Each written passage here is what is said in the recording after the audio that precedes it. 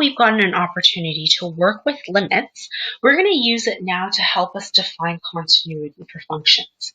Okay, so before we begin, I want to talk about the different types of discontinuities that exist in graphs. So let's talk about the different types. The first one, scenario one, okay, we've seen it before in advanced functions, especially when we have to factor out rationals and cancel out factors from the numerator and the denominator.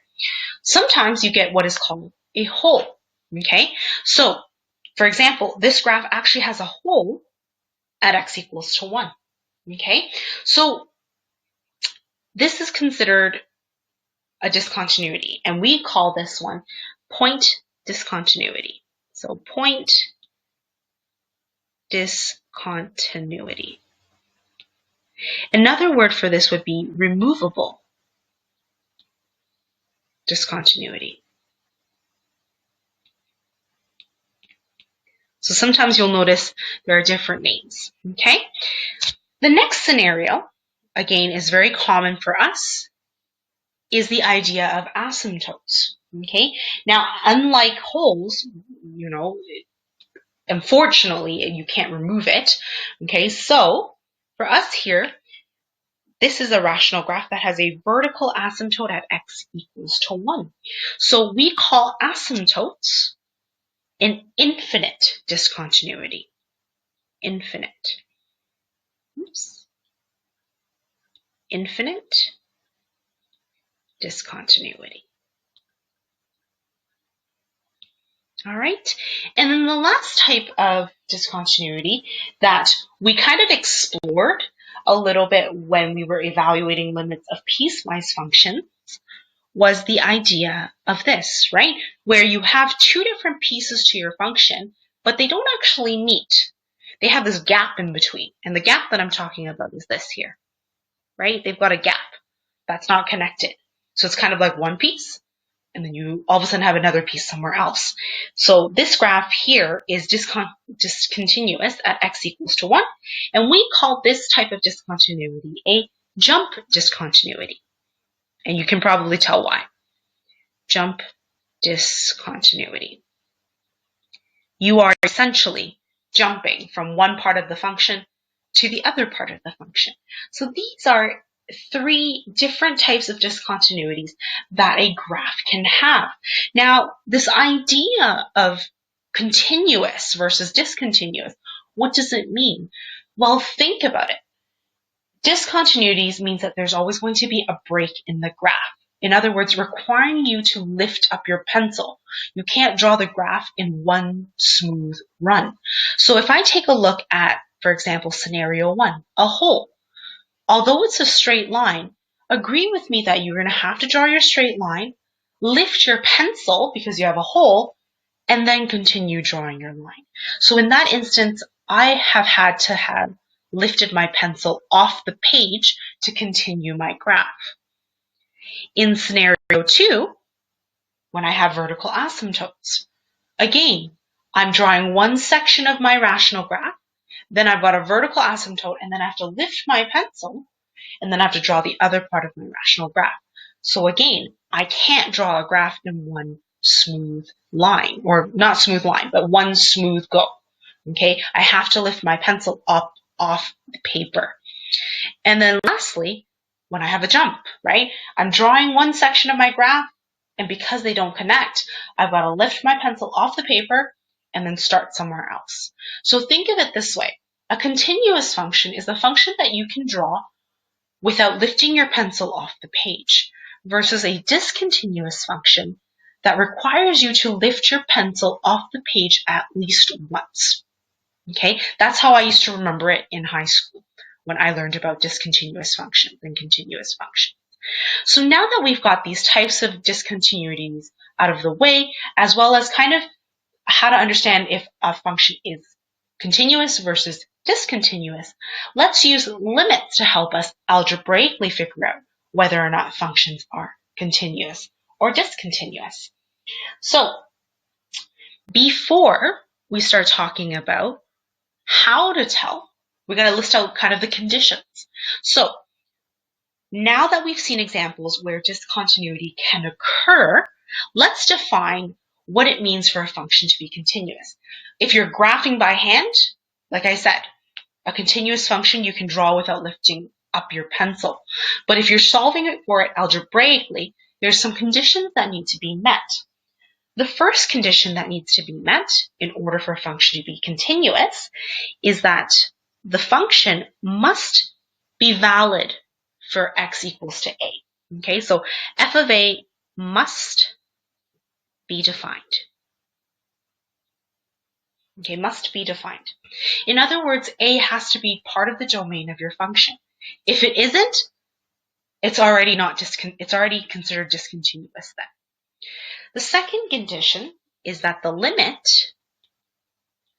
for f of x, for some function, as x approaches this a value, has to exist. Okay, has to exist. In other words, the left side limit or left-hand limit must equal the same thing as your right-hand limit. Okay, that is the definition for a limit to exist. Okay, roll back to the very first lesson we dealt with limits, right? In order for a limit to exist at a point, the left-hand side limit and the right-hand side limit have to equal. Last but not least, the limit for your function as x approaches a must equal the same thing as what f of a is. Okay, so in order for a function to be considered continuous, okay, at a particular point, it has to hold all three of these conditions. If either one of these conditions is not held at that point, that means your function's not continuous there. So let's start. So just a little bit of some stuff. In other words, what I'm just saying is the function needs to be headed towards some value at x equals to a. And when you reach x equals to a, the function actually has to be the same value that you expected. Okay, so if you roll back to, I believe it was one of the earlier lessons where I was talking about limits, talking only about approaching. Now, I'm not talking about just approaching. I'm talking about this idea that it has to be the same value. Okay, so in the remarks, I'm just going to say, remember the first time I introduced limits. It was only concerned about approaching. But now,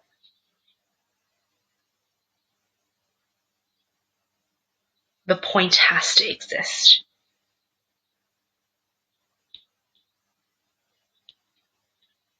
So in one of the earlier lessons, like I said, I was telling you not to fixate on what the value was at a particular x value, but instead to talk about like how the graph is approaching, what y value is approaching. But now when we're talking about continuity, okay, if a function is continuous at a point or not only does the limit have to exist, but the point must be exactly the same as what we say the limit is approaching. Okay, so let's talk about it. So taking this example, I've got for some function f of x equals to, now this is a piecewise function. When your x values are less than or equal to -1, it takes on the function x squared minus 3. Versus if your x values are greater than -1, then the function that it takes on is going to be x minus 1. Now it asks you to determine the function, the limit of the function, as x approaches -1. So because this is a piecewise function, we need to take a look at both our left-hand side limits and our right-hand side limits to determine overall if the limit exists. So let's start off by talking about the left-hand side limit. So x approaching -1 from the left-hand side for my function. Now, if I'm approaching -1 from the left-hand side, that means I'm working with x values that are less than negative 1. So the function that I'm going to be using to help me with this limit is going to be x squared minus 3. Okay, so let's solve this using that particular one. So I've got,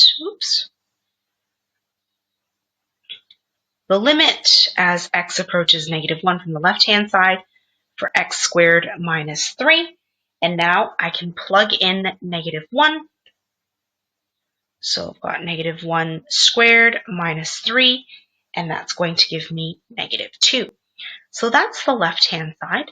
Now let's talk about the limit as x approaches negative 1 from the right-hand side for my function. Now, because I'm dealing with the right-hand side of negative 1, that's talking about all the x values that are greater than negative 1.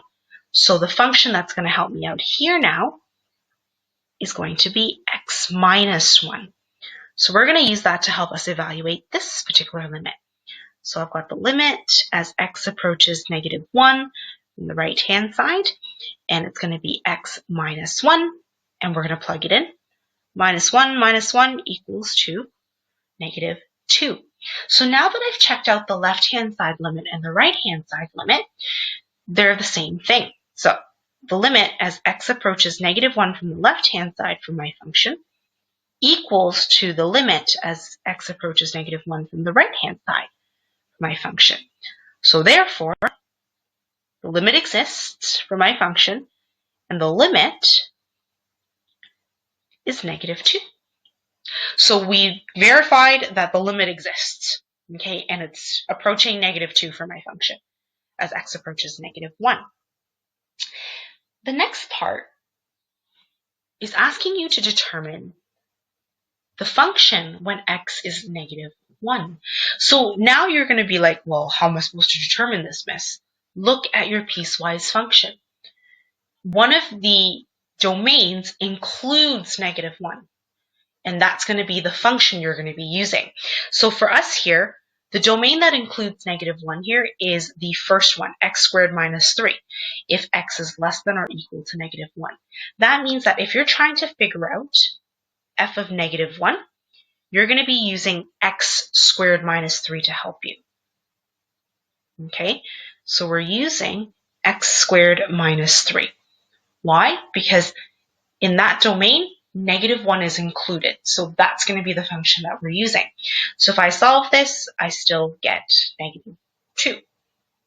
So now that I figured out that the limit exists at negative 1 and the point at x equals to negative 1 exists, example C asks you then, is f continuous at x equals to negative 1? So let's roll back to the conditions for a function to be continuous. First, f of a has to be defined. Well, f of negative 1 is defined. I got a value, negative 2. So condition number 1 is held. Condition number 2, the limit has to exist. Based on what I did here, the limit does exist. And then the last condition, whatever the limit equals to, it has to be the same thing as f of a. Well, if you take a look at them, the limit as x approaches negative 1 for my function is negative 2. And the function evaluated at x equals to negative 1 is also negative 2. They're equal. So it holds all three conditions for me, which means that my function is continuous at x equals to negative 1. So yes, it is continuous at x equals to negative 1. And the reasoning, f of negative 1 is defined. Okay? The limit for f of x as x approaches negative 1 exists. And then my last condition, I don't have enough space to write underneath there. The limit of f of x as x approaches negative 1 is exactly the same value as f of negative 1. That's why this is a continuous function at x equals to negative 1. All right? Now, the next part, it asks you, well, then is the function continuous at x equals to 1 then? And explain why. Now, the reason why we're taking a look at -1 in the original question is because, agree with me, -1 is the change in the domain for functions, right? If it's less than -1 or equal to -1, you're using one function. If it is greater than -1, you're using another function. But now we're asking, is it continuous at x equals to 1? Well, think about it. Is x equals to 1 a special break in my domain? If I look at my function f of x, it isn't. X equals to 1 lies in the domain of x being greater than -1. When x is greater than -1, you're using x minus 1 to define your function now. X minus 1, that's a linear. There is no discontinuity in a linear function at x equals to 1. So, for us here, is f of x continuous at x equals to 1? Yes, it is. Yes, it is continuous at x equals to 1. And the reasoning behind that is because x equals to 1 isn't an important x value in our domain. Okay, in other words, it's not one of the ones to consider if there is possibly, a jump or a hole or a vertical asymptote. Okay, and since, oops, I wrote sin x instead. I meant to write since, oops,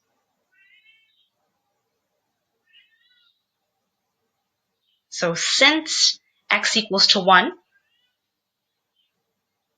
since x equals to 1 is in the domain of x being greater than -1, x minus 1 is used to define the function.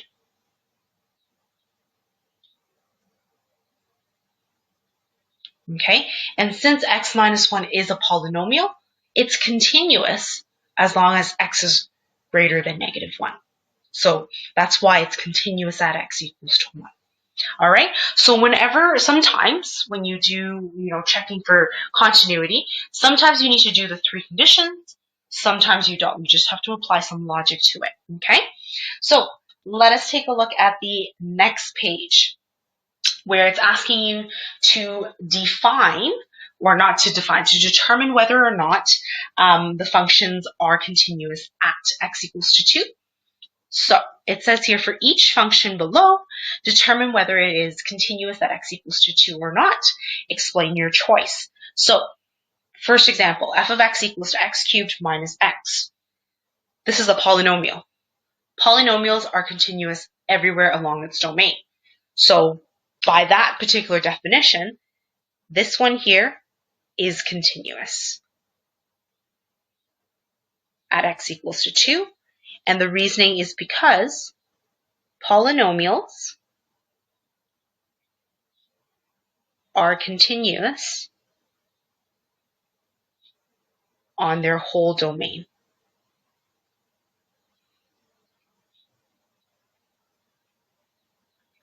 Okay, so that one was easy, straight out of the way. The next one, we have a rational. So I've got g of x equals to x squared minus x minus 2 all over x minus 2. Before you jumped the step and say, well, it's a vertical asymptote, remember about rational functions. Factor first before you assume anything. So let's factor this. I've got x minus 2, x plus 1, all over x minus 2. And I can cancel it, and it leaves me with x plus 1. When you are canceling the same factor from the numerator and the denominator, you've created what we call a hole. So, unfortunately here, this is discontinuous. Okay, discontinuous at x equals to 2, right? Because the factor you canceled out was x minus 2. So it's discontinuous at x equals to 2. There is a hole. there is a hole, also known as a removable discontinuity. All right, so don't always just, jump for the most obvious thing, like vertical asymptote. See if you can factor, and then see if you can cancel some things out. Alrighties, so the next one, C. So h of x, this is a piecewise function.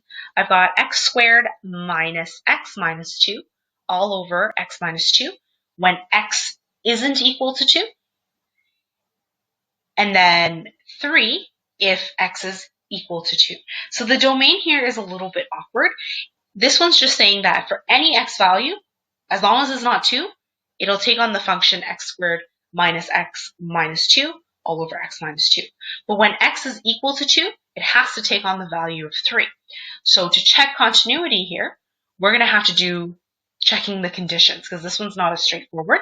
So let's start off by talking about simplifying what we have here first. So if I simplify,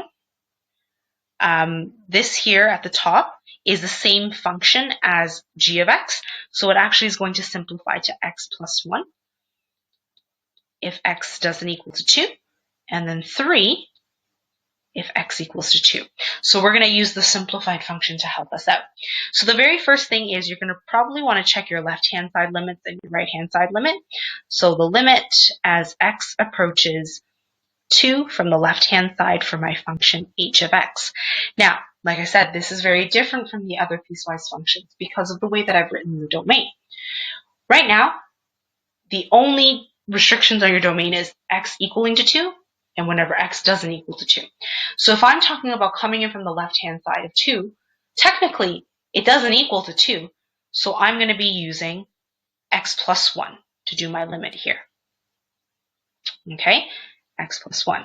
So if I plug it in, I'm going to get 2 plus 1, and that's going to give me 3. That's my left-hand side limit. My right-hand side limit, x approaching 2 from the right-hand side for h of x, same logic.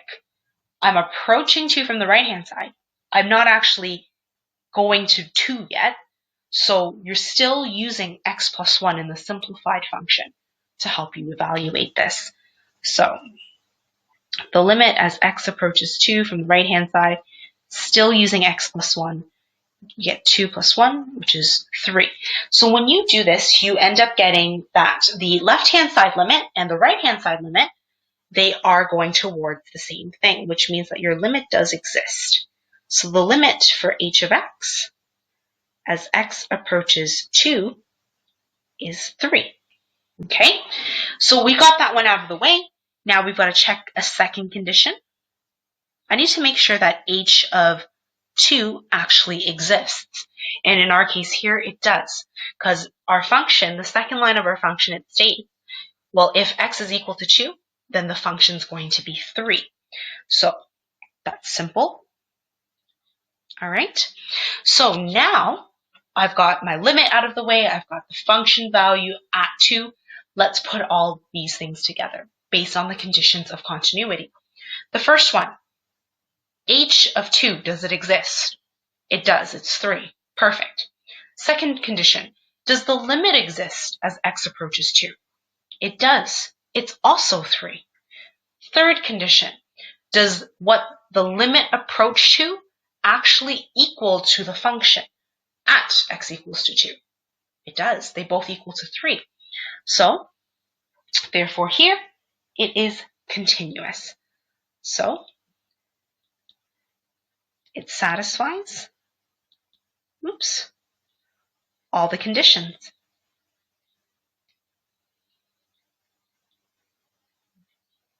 It is continuous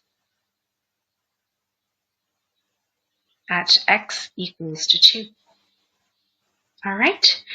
Then the last one, I've got d, which is not the last one, second last one. I've got d, which is j of x equals to 1 over x minus 2 all squared. You can't really do anything here, but you're probably noticing that x equals to 2 is a vertical asymptote for us here. So unfortunately for this one, discontinuous at x equals to 2? It's because it is an infinite discontinuity. All right, so sometimes you can't simplify rationals and you're stuck with that. All right, for E, I'm going to ask you to try this one on your own and then check your solutions when I post up the handout solution. So on to the last example in this particular lesson. Now I'm going to start you off in this question and then I'm going to let you kind of try it and attempt it on your own halfway through. So this question says, find A and B such that the following function can be continuous at x equals to 1. So f of x is actually broken into 3 different parts. So 2ax plus b when x is greater than 1, 6 when x is equal to 1, and then bx minus 4 when x is less than 1. So think about the conditions for continuity, right? The first thing that you're probably going to want to figure out is my function even defined at x equals to 1? And if you take a look at your function, it is. F of 1 is 6. And I'm telling you that through this part here. It's the second piece in your piecewise function. It tells you right away. So that's done. We know that it's defined. Okay, so that's one condition down now. The second condition, remember, is that your limit must exist. So coming in from the left-hand side of 1 and coming in from the right-hand side of 1, it has to equal the same thing.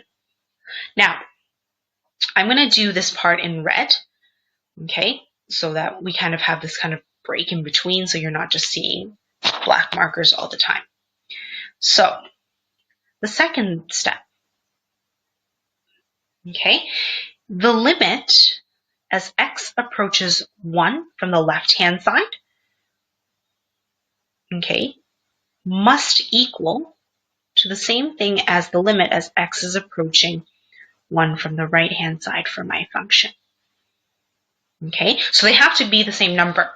Now, depending on if you're coming in from the left or the right of 1, that's going to indicate to you what function from your piecewise function you're using.